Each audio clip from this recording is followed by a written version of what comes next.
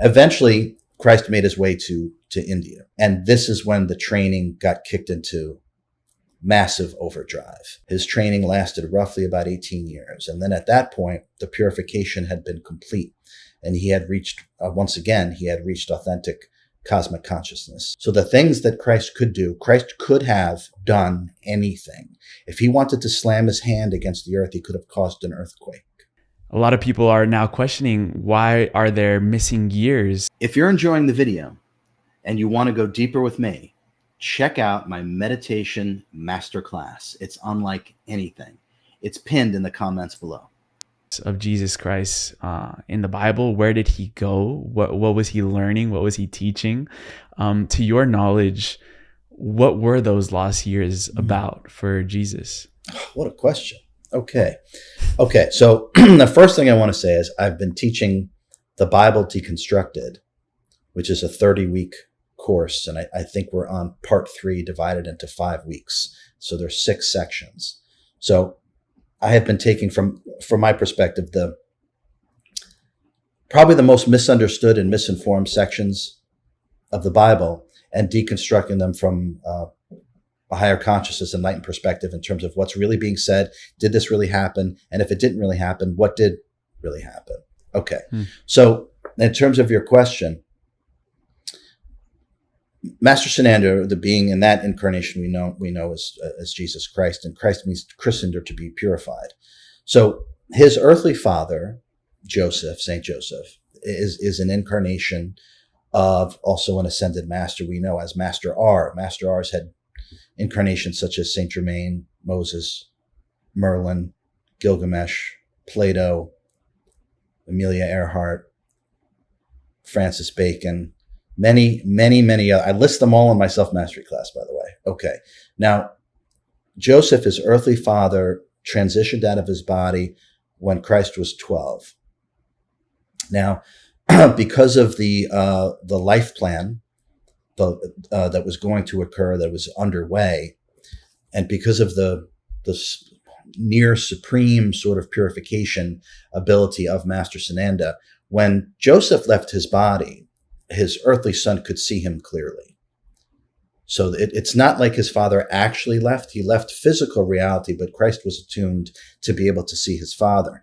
Now, his father, Master R, Saint Joseph, stayed with him and led him to Egypt, where Christ started to learn about healing modalities. And many of these healing modalities were actually placed here within this realm by other incarnations of Master R.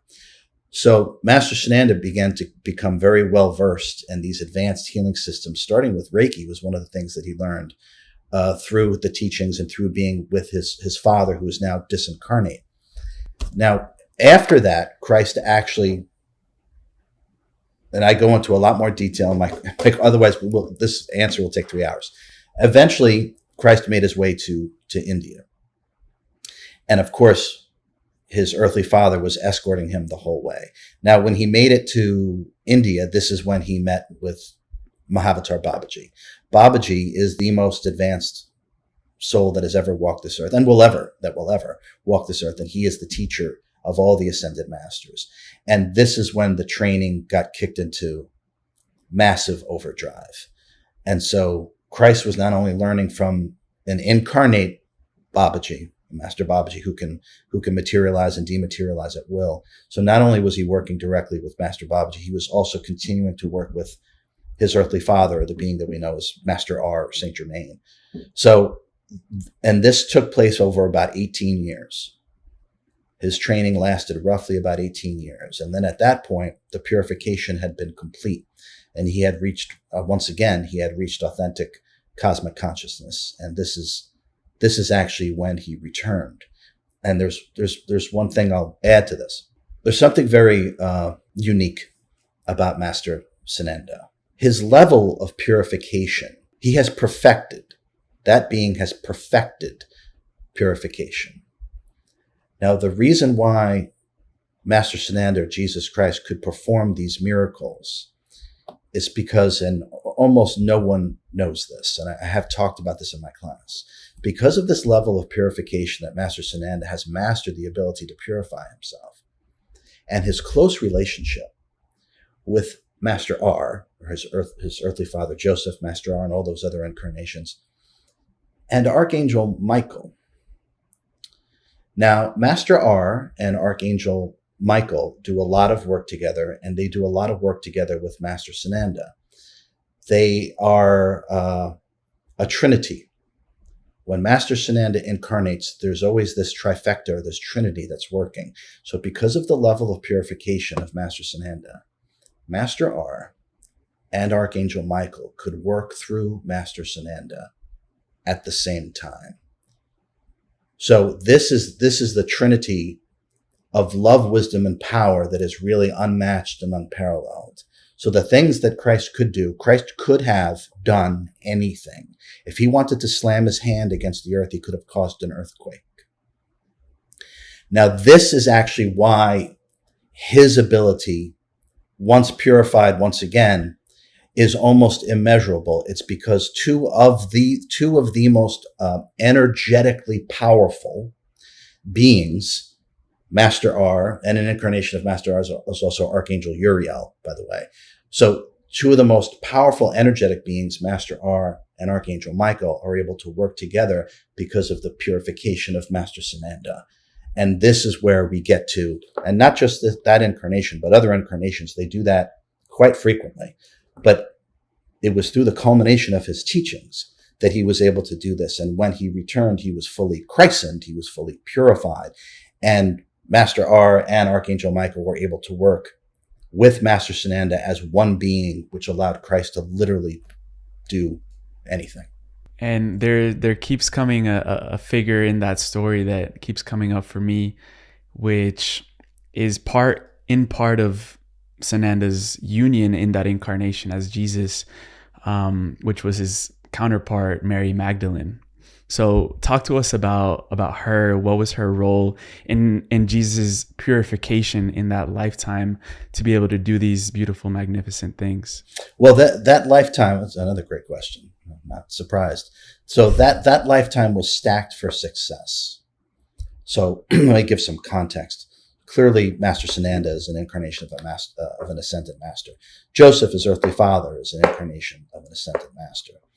Mary, not technically an ascended master, because I can give that definition later, but operates at the exact same level with the exact same love and wisdom as an ascended master.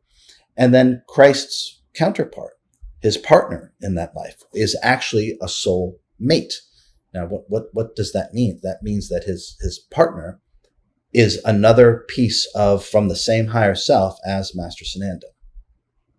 So it was integral.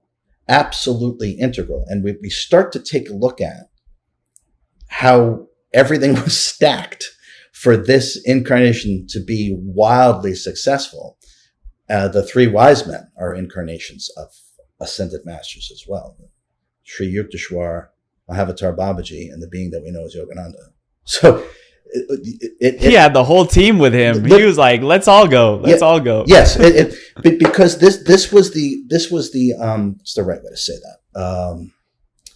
Was the end of an age. It was the end of an age, and Christ took it to exactly where it needed to be taken. Master Sananda took it to exactly where it needed to be taken, and all of these beings were well aware of how important this incarnation was. And so, of course, they wanted to be part of it to ensure that it was a massive success. None of it could have taken place if it wasn't all working together perfectly, absolutely perfectly. So there was no way that incarnation wasn't going to be a smashing success. There was absolutely no way. I hope you enjoyed the video.